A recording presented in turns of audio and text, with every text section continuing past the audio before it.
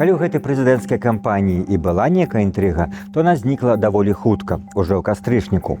Да таго моманту некаторыя аналітыкі пераконвалі беларускае грамадства, што Лукашенка не будзе вылучацца на гэтых выбарах. Але большасць палітыкаў і экспертаў у 24 годзе ўжо не мелі ніякіх сумневаў, што Лукашенка зноў вырашыць перапрызначыць сябе на пасаду кіраўніка Беларусі. У любым выпадку надуманая інтрыга развеялася даволі хутка. Раніцай 23 кастрычніка Палата прадстаўнікоў прызначыла дату выбараў на 26 студзеня. А праз некалькі гадзінаў Лукашенка, які знаходзіўся тады на саміце БРИКС у Казані, пацвердзіў, што будзе вылучацца ў інтэрв'ю расійскай прапагандыстцы Вользе Скабеевай. Пры гэтым зацэніце згуляную галоўным беларускім палітычным акторам мізансцэну. Маўляў, я только что доведался. Я первый раз узнал, честное слово. Если вот сторонники мои скажут, что это надо.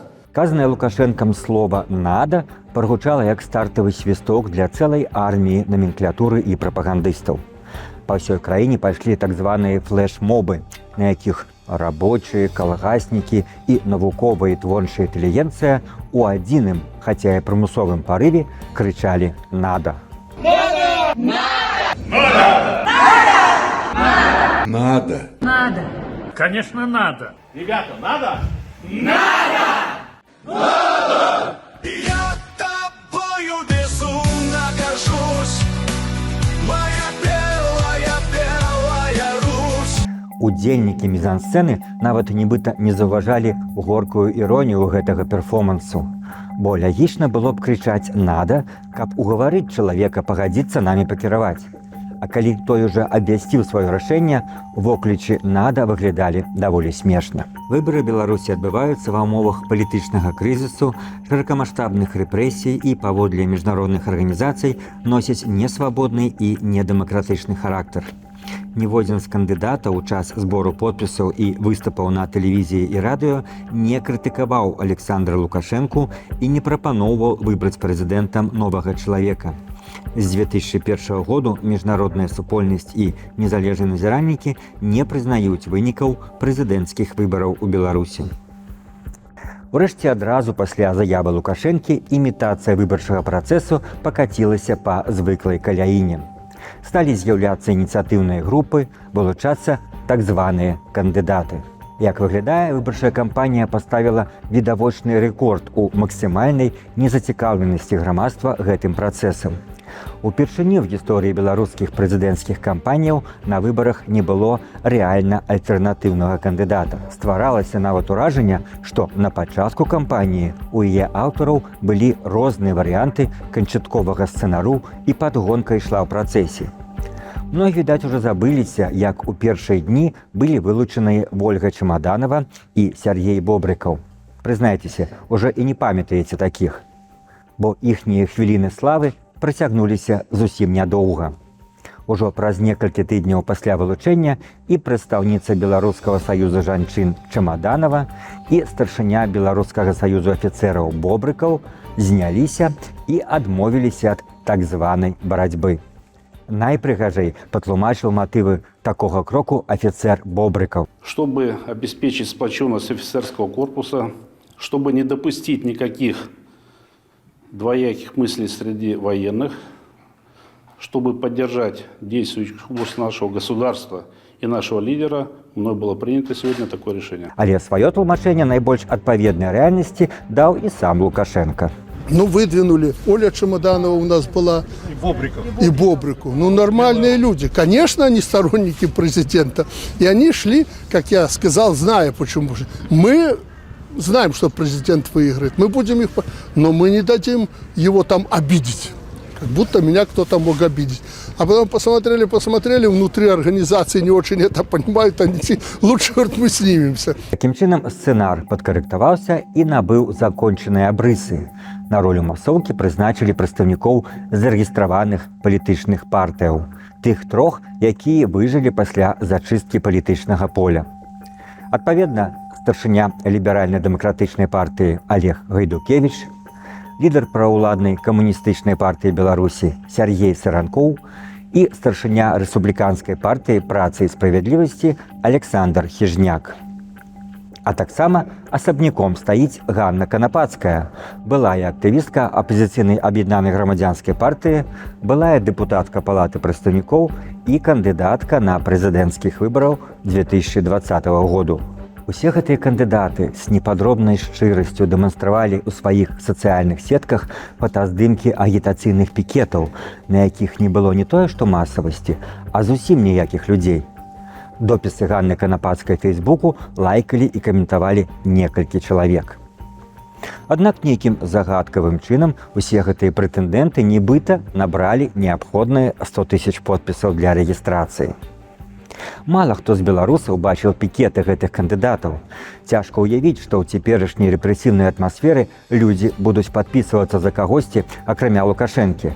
Аднак, паводле ЦВК, все прэтэндэнты нейкім цудам сабралі подпісы 110-120 тысяч, роўненька трохі больш за патрэбную колькасць, каб ніхто занадта не задаваўся. Сабралі і пачалі агітацыю, выступы на дзяржаўнай тэлевізіі. Выглядала гэта нерэдка даволі дзіўна. Санкции введены за суверенитет, за то, что мы отказались изменить свой геополитический выбор, за то, что не отказались от союза с Россией и проводим суверенную независимую политику.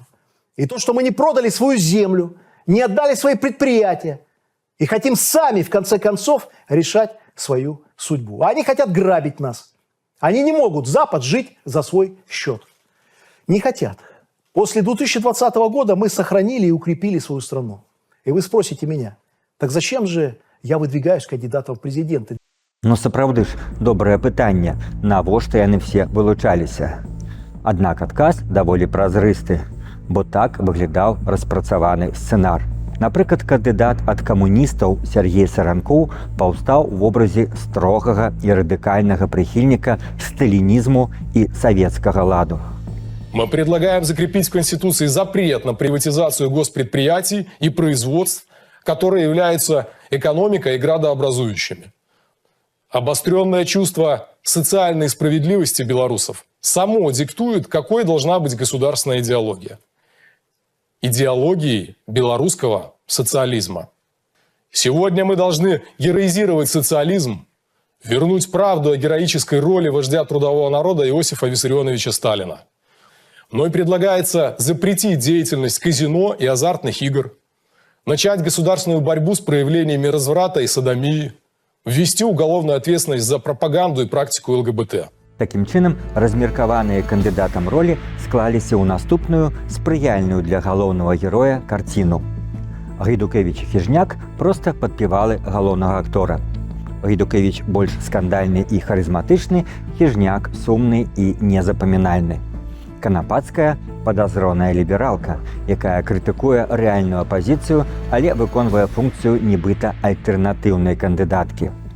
Лідар камуністаў Саранкоў дазваляе сабе рэзкую антырынкавую, антыкапіталістычную пазіцыю, ад чаго на ягоным фоне Лукашенка выглядае ледзь не адэкватным цэнтрыстам.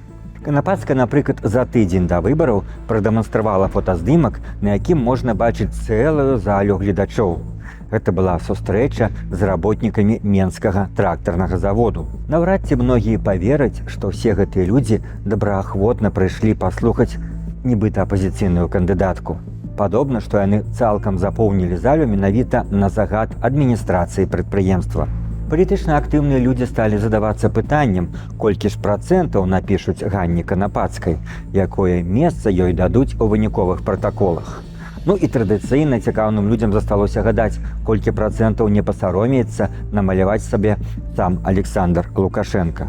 По предварительным данным областных и Минской городской комиссии голоса распределились следующим образом.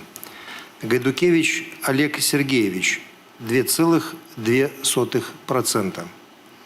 Конопатская Анна Анатольевна – 1,86%. Лукашенко Александр Григорьевич – 86,82%. Саранков Сергей Александрович – 3,21%. Хижняк Александр Николаевич 1,74%. Процент голосов, поданных против всех кандидатов, 3,60%.